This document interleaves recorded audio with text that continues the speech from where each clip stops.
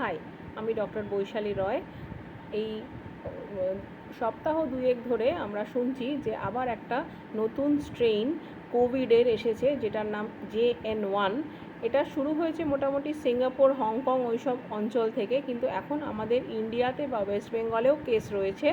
হ্যাঁ, এটা বিশেষজ্ঞরা বলছেন যে এটা ওমিক্রনের ভ্যারাইটির মতন একটুখানি ভয়ানকও হলে হতে পারে। সুতরাং যদি আমরা দেখি যে কারোর জ্বর, সর্দি, কাশি ইত্যাদি হয়েছে, তবে ডেফিনেটলি তাকে রিকোয়েস্ট করব যে মাস্ক ইউজ করবেন, এবং যারা সুস্থ আছেন তারা যখন ক্রাউডেড এরিয়ায় যাবেন, মানে ভিড়ের মধ্যে যখন যাবেন, ডেফিনেটলি মাস্ক ইউজ করবেন।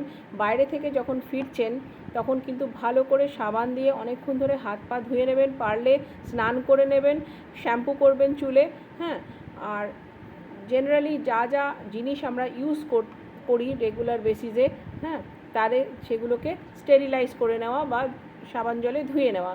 যেমন জামা কাপড়টা রোজ আমরা সাবান জলে ধুতে পারি, আমরা রোজ মোজাটা ধুতে পারি, এইগুলো কিন্তু আমরা করতেই পারি। সুতরাং এখন সেই সময় যখন আমরা প্যানিক করব না, কিন্তু ডেফিনেটলি আমরা এই সব সতর্কতা যেইগুলো আমরা কোভিডের সময় নিয়েছিলাম, সেই সব সতর্কতা কিন্তু আমরা অবশ্যই অবলম্বন করব। Thank you.